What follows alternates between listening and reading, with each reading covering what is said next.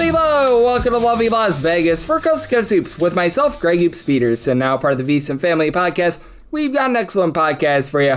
We're going to have a two-part conversation today with one of our good friends, as we're going to be joined by Rocco Miller. He does amazing work over at Bracketeer.org, and we're going to chat it up with him about a lot of mid-majors. I've done a few mid-major conference previews already, taking a look at the Big Sky, taking a look at the Atlantic Sun, and so much more. So we're going to talk a little bit about some of those conferences. The New United Conference, which that's pretty much a mashup of what we're going to be finding with the WAC, along with the Atlantic Sun. We're going to talk about just the landscape of that. Additionally, with him, we're going to talk about a few teams that have been a little bit under the radar this offseason that have really been able to make some nice moves. It's a two-part conversation because we really didn't see a lot in college basketball on Monday. We got one nice pickup, Curtis Williams. He's going to be heading on over to High Point. High Point, as we know, rock solid team last season, and we'll be talking some Big South with Rocco, so we'll get his thoughts on Curtis Williams from Tulane heading over there. He averaged, by the way, over at Tulane, 12.5 points, 5 boards per contest, so we'll dive in on High Point, that entire Big South landscape. That'll probably be the conference preview that I do next, and so much more. And if you do like hearing from this fine podcast, Coast to Coast Hoops, you're able to subscribe wherever your podcast, Apple Podcasts, Google Play, Spotify, Stitcher, and TuneIn. And if you have a question, comment, segment idea, what have you for this podcast, you have one of two ways we fire those in. First one is my Twitter/X timeline at gunit_D1. Keep in mind, large CM naming does not matter. So, as per usual, please just send these into the timeline. And the other way is find an Apple Podcast review. If you rate this podcast 5 stars, it's very much appreciated. And then from there, you're able to fire in whatever you'd like to hear on this podcast via that 5-star review. And per usual, I beg with you, I plead with you, please do send in those Twitter/X questions. It'll make the off season go by a little bit easier, and it always allows me to know what you guys are looking for on this podcast. But what we are going to be having on this podcast all throughout the off season is great guests like our good friend Rocco. He does such amazing work over at Bracketeer.org, but not only that, this man wears like 27 hats. He does so also well. He's also over at Basket Under Review. That's Shirley Donovan's website. He does the mid-major show over at the Field of 68, and so much more. You're able to follow him on the old Twitter/X at his first and last name, Rocco Miller, the number 8 altogether. And Rocco, it is always a pleasure, my friend. Thank you so much. Yeah, thank you, Greg. Good to be back with you. Happy middle of June. Time keeps flying every time we talk. Here we are. And, you do the math, Greg. We're about 4.5 months from tip-off. It's going to hit us right in the face before we know it. It is going to hit us before we know it, and it's going to be an interesting college basketball season, and obviously we're giving a lot of attention to these SEC schools, the Big Ten, what have you, but how are you taking a look at the mid-major landscape? Because there are a lot of schools that over the last few weeks have done a nice job in terms of filling out their rosters, and I feel like there are some under-the-radar teams, especially some of the mid-majors down south, that I feel like have put together really nice off-seasons. Yeah, good hints there. I like that. When I think down south, I think of my McNeese Cowboys, the 3-time Southland Conference tournament champions, bringing back probably their most gifted player in this stretch of great teams between Will Wade and Bill Armstrong. And that's, of course, phenom Larry Johnson, surprisingly back as a sophomore. They've got this thing rolling as a roster. And I fully expect McNeese to be one of the best mid-majors in the country again, certainly the favorite in the Southland. They're coming in on Torvik preseason number 85, so outside of High Point, they're the best team from a non-mid-major plus league that I would consider. Obviously, High Point playing in the Big South, another team to really watch this year, as they have a good chance to not only, of course, win the Big South. I think they can run the table in the Big South. Not easy to do, not something I say most years about any team in any league, but you just look at the makeup of that conference. Winthrop's going to have some guys back, but of course they lose the big man, Logan Duncombe. They're going to have some holes to fill. I think they'll play well, but High Point, certainly a lot of advantages on paper, even against Winthrop. I expect Asheville to be very competitive, as always, under Mike Morrell. Probably a couple other good stories from that league, like Presbyterian, maybe Longwood, perhaps Radford even, but I can't really see High Point losing any games in the league. And if they're able to run the table in the league, they're going to have a great schedule. They're going to LSU. They've got a lot of other opportunities. I know they're going to play George Mason. There's some stuff that's going to get announced soon about High Point. And I think, let's just say they end up with about 8 strategic games, Greg. If they go 4-4 in those games and then run the table in the conference, it's going to be pretty easy for the selection committee to put them in, especially with the extra 8 spots at the at-large pool. So that's a team not only scheduling for their wins above bubble, but also should be in position to be selected if they don't slip up more than, let's say, one time in the Big South. So that's a very real team everybody has to pay attention to from a lower conference. I also think the Big West is maybe not going to have a dominant team. I happen to think Irvine, even though the projections aren't showing them as much, I think Irvine's going to be pretty awesome. Obviously, the big story there is Olivier Ryu coming from Florida. Nobody's really seen this guy play yet. I mean, he played in mop-up duty at best at Florida. Now he's had 2 years to adjust to college life. UC Irvine's an incredible academic institution. He's already become like a celebrity off the court. I saw him at a World Cup game on TV the other day. He was at the Stanley Cup or whatever it was, the NHL playoffs when it went to Montreal. He's got his ties to Quebec, and he's an international superstar. So Irvine, I'm already impressed with their backcourt that they're bringing back. And Langston Redfield's a guy a lot of people forgot about. He tore his ACL when we all went up to Canada 2 years ago. He's finally healthy. I talked to the staff the other day. You look at Harrison Carrington, who was a really good player last season for this Anteater squad. Tama Isaac is back as an emerging sophomore. Torian Lee is going to be back from injury. He sat out most of the last year and a half. And so they really, really like this group. Nobody knows how to use big men at this level quite like Russell Turner does. And they're going to turn Olivia Ryu into a weapon. And even if Ryu can't go for that many minutes, they have Elijah Chol, a 7-footer and a 7'9" guy to go along with Nez Emenike with some depth at 6'10". Good luck, Big West, trying to match up with these guys because they're going to play deliberate bully ball. They'll be stout defensively. And UC Santa Barbara's got a lot of talent. Cal Baptist is coming off of a great season and joining the league. Utah Valley is going to be very tough to beat at home in this conference. Cal State Northridge and Cal Poly have two unbelievable coaches and really, really fascinating systems. Cal State Fullerton is going to play at a very, very high pace. They were top 4 in Temple last year. The list goes on. The league is awesome. They will lose UC Davis, of course, and Hawaii, but I don't think this league misses a beat, especially when you look at all the investments being made as well at UC San Diego, another team who could win this league. Big West, as always, one of our favorites, Greg. Oh, yes, absolutely. As we saw the Big West taken over last year by Hawaii, and they're going to be an interesting team, as well as Rocco Miller, who does such great work over at Bracketeer.org. He is joining me right here on Coast to Coast Hoops. And how do you take a look at that Rainbow Warriors team? Because it's going to be a new look Big West. You've got another team that made the NCAA tournament last year in Cal Baptist in that conference as well. Now, very much new look because Rick Croy is now over there at Arizona State with Randy Bennett. So I don't think that they're going to be quite what they were a season ago. But that said, man, it is absolutely wild what we're taking a look at with regards to this Big West. And I think that there's going to be a lot of talented teams out there. Yeah, well, first of all, Hawaii is actually in the Mountain West now. So it's going to take some adjusting there. Of course, Hawaii, UC Davis, and UTEP from Conference USA, they're all joining the Mountain West. And so they'll be part of that league. But I think Hawaii will do well up at the Mountain West level. I love the fact that, they've got some really good transfers in there. Zach Davidson and Marcus Adams are good pillars at 6'8", 6'9", with Bull Denjdit, terrific rim protector. Hawaii brings in Chance Trujillo. I think he was the best player over at Utah Tech last year. So he's getting older and a clutch player. Utah Tech had some very underrated wins in the WAC last season. So Hawaii, as they transition to the Mountain West, I expect them to do well. As Cal Baptist, I know it's going to be confusing. So many West Coast changes. Cal Baptist comes to the Big West. Obviously a new regime under Kyle Getter. And, some limited resources at Cal Baptist, at least so far in basketball. We'll see if this changes over time. That's what I'm most fascinated by with the program. It really caused Rick Croy to look at his options and, of course, taking Cal Baptist from year one in Division I and built them to what they became. And now Rick Croy joins Randy Bennett over at Arizona State with an all-star staff.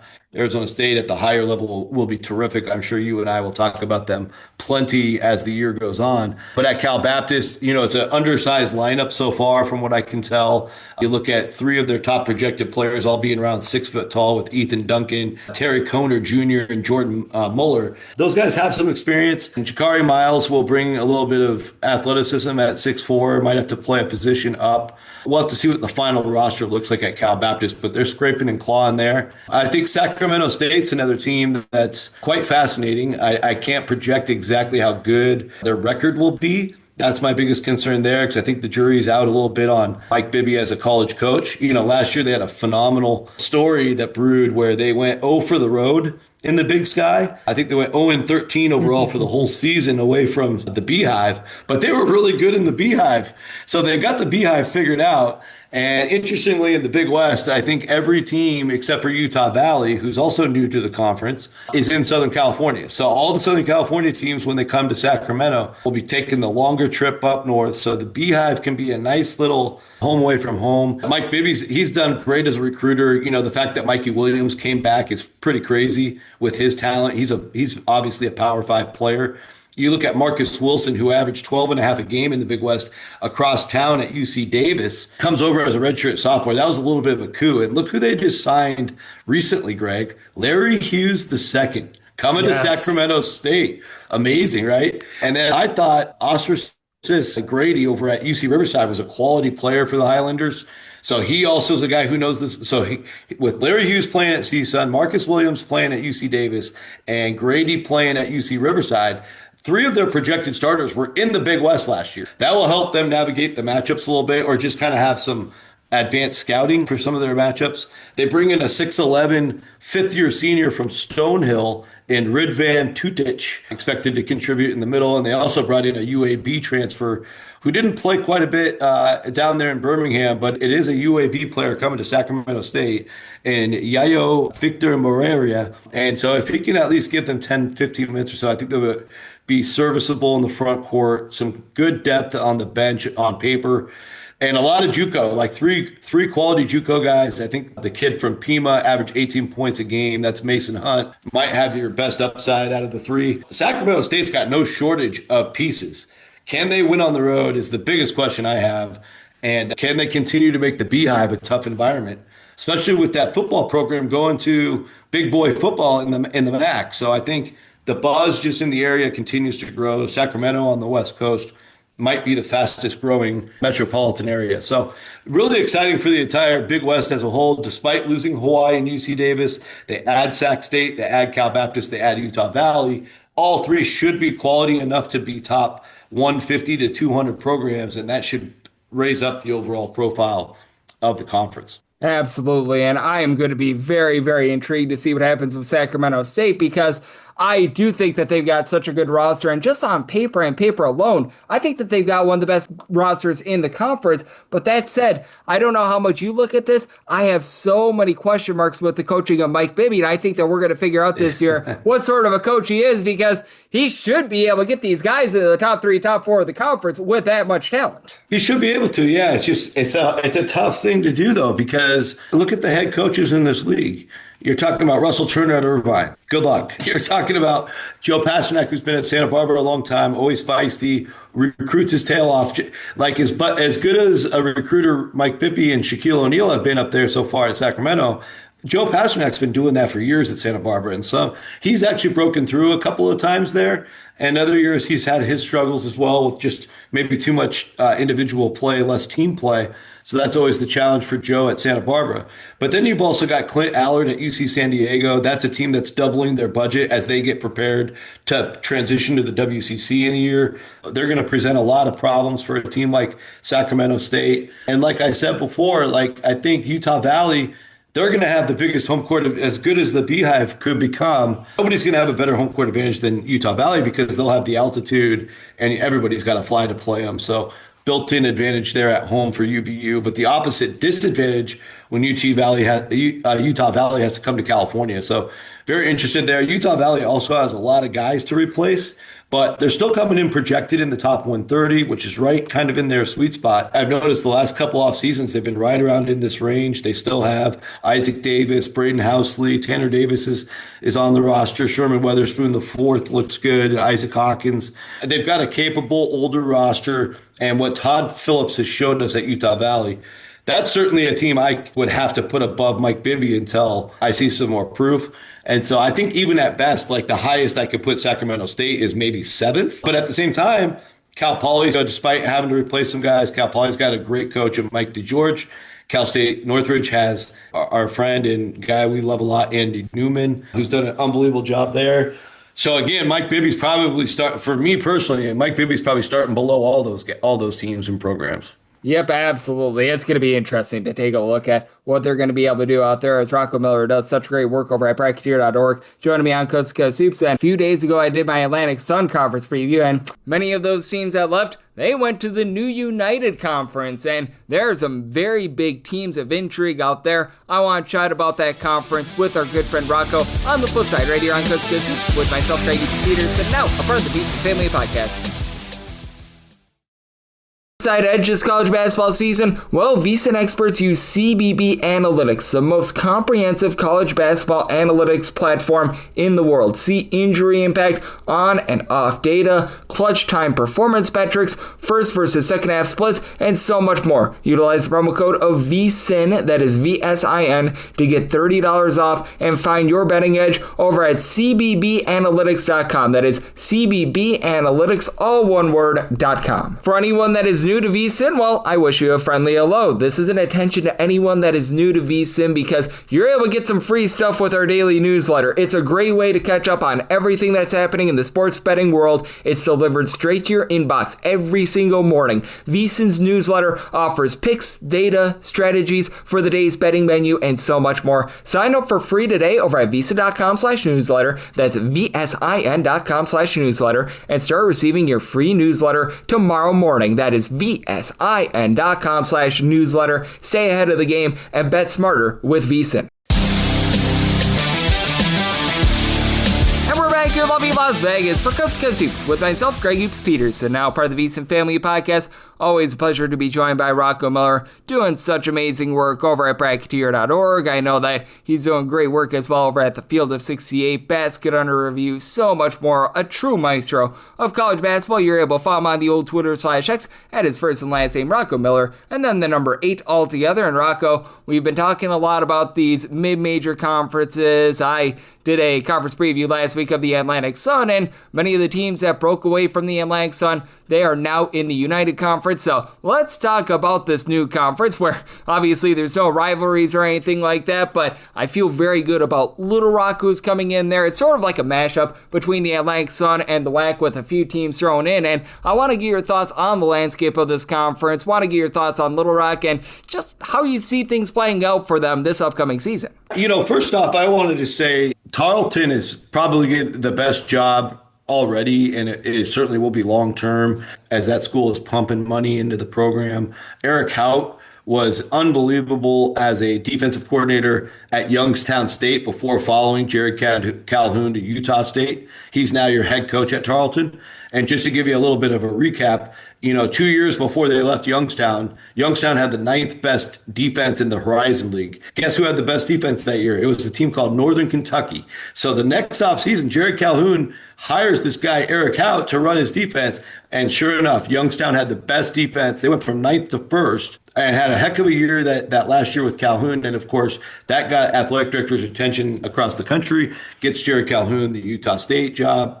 Eric Hout was with him the last 2 years where they were tremendous. Of course, double Mountain West champions last year, and it's such a well-deserved honor. So Eric Hout, having a solid defense at Utah State, I don't know that they ever had the top defense in the league there, but they're clearly top couple teams in the Mountain West and did a phenomenal job to win the league. This guy's had 4 terrific seasons as a defensive coordinator between NKU, Youngstown State, and, of course, the Aggies of Utah State. So now he takes over a Tarleton program that's going to be very disciplined. He's got a great staff. I'm familiar with almost every assistant coach he brought in, have great respect for the guys he brought in. And I think if you removed everything else right now, Tarleton's the best job because of the football side of things. I think the rev share and the NIL side of things, Tarleton's got the opportunity to hit the ground running. But can they do it all in 1 year? We'll see. But they certainly are. They're already projected on Torvik to be the top team. I think you've got a spicy team with a lot of pieces back in Central Arkansas, the Bears,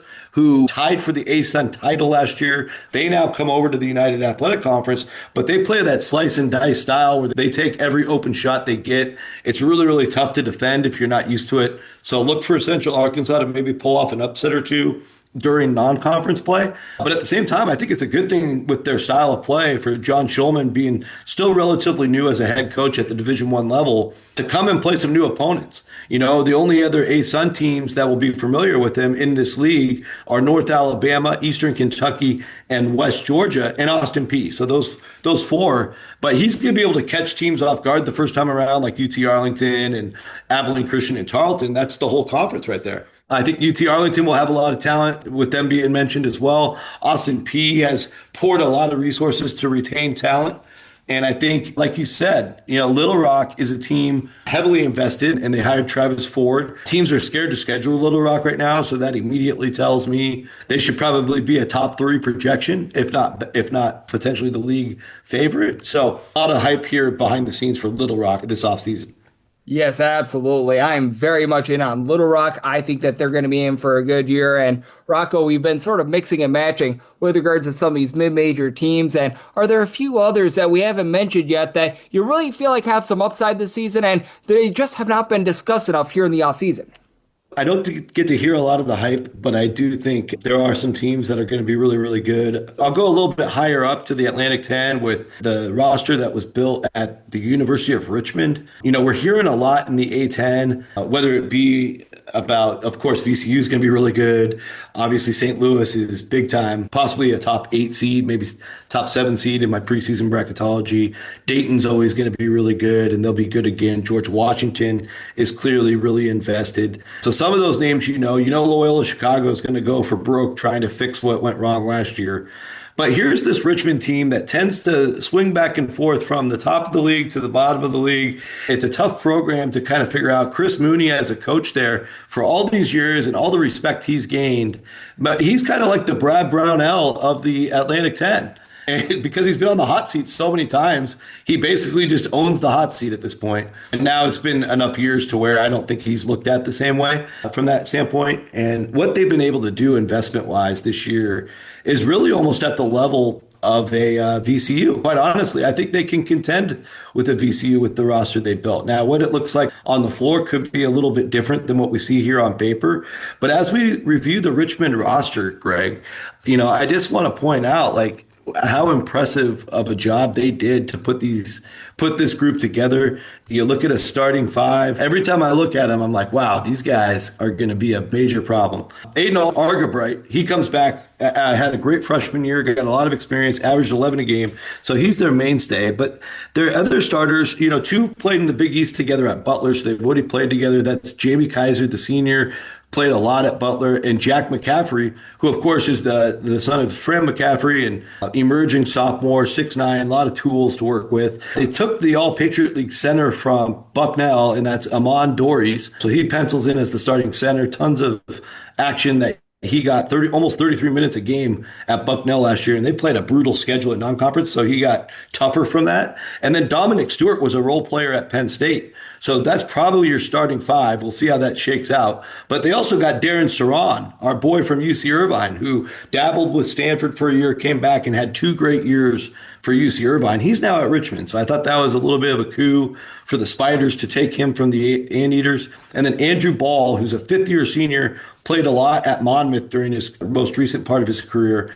comes in. And also Colin Tanner, a nice depth piece who's played at Richmond. This will be his last year as a senior. They have a great freshman class with 4 freshmen and 2 guys who redshirted last year. And anytime you can redshirt freshmen in this era, I mean, just look at Santa Clara.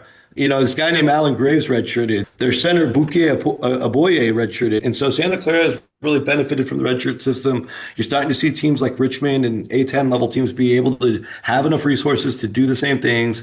And so guys like Dylan Hominick, I'm not sure like how it's going to play out for him, but at 6'11" and a year of practice, they come out much more mature than you remember them as a high school product. Between the 2 redshirt and the 4 true freshmen, they got 6 extra guys to throw at those top 9. I think they're going to be very, very deep, and a lot of guys can go get them buckets. Oh, absolutely. I am very much in on that roster. It's going to be a lot of fun to take a look at them, and we've got a lot of mid-majors I think are going to be great this season. And Rocco, you do such a great job of shining a light on these teams that they deserve more of a light shined on them. them. You're doing such a great job with regards to your scheduling over at Bracketeer.org and so much more. So all the good people at home know it's all tap for you and how people can follow along on social media and other platforms. Always appreciate the kind words, Greg. So Bracketeer.org. We're releasing non-conference schedule pages once a week. The Big Ten page is officially available for viewing. Check that out. There are games in there, I promise you, that have not been tweeted, not been announced. So have some fun with the Easter eggs while they're available. The SEC will be available within the next week. Keep checking back for the next conference. That can help you prepare for the season. Obviously, as more games get announced and get finalized, I'll get those into the site sometimes ahead of any public announcement. And so it's just a quicker way for those of you that are diehard and love this stuff to keep up with who's going to be playing who and some of the why in there as well. And we appreciate all the support on the site. It's been phenomenal. If you do wish to support, there's a support button right there in the top right corner. We recommend $25 per donation, but you can do $250 and we won't argue with you. You can do $2.50 and we won't argue with you. So every little bit helps us as we continue to build this thing. And we do have a plan this year to get all 32 conferences live on the site. We usually run out of time and there's only about 12 or 15 posted by October, but we have a plan this year to get all those posted, and we've worked really, really hard as a staff on that. So appreciate the support. I'm also over on Basket Under Review doing special stories there, so make sure to follow not only myself there, but everybody at Basket Under Review. On X and Twitter, I'm at Rocco Miller 8. Scheduling announcements primarily during off season, but also a lot of other thoughts come and go, other announcements that come from the NCAA and opinions. So please continue to follow me there for the most recent information.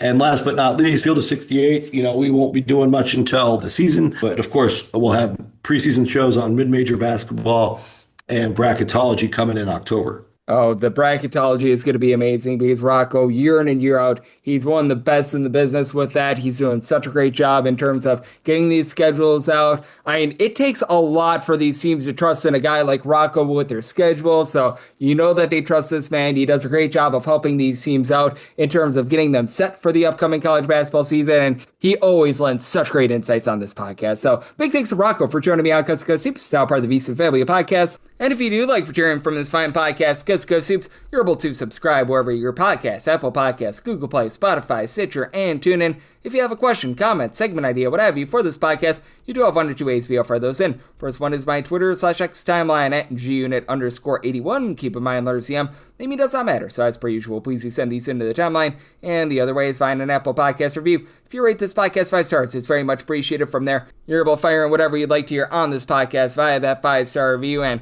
I'm with you guys every single day on this podcast, over 2,300 straight days now without a missed podcast. So I'm money in the bank there. You're going to be getting more conference previews. The Big South is most likely going to be up next. I'll try to get that all squared away this week. I did 3 conference previews last week, so we've got a nice jump start there. Probably won't be doing 3 conference previews a week or anything like that. Want to spread these out a little bit more, but you're going to be getting all those. We'll be looking at the news and notes in college basketball throughout the rest of the offseason to try to make this the best season ever. And then once we get in season picks and analysis on every single game, every single day, and I'll be back with you once again tomorrow. Thank you.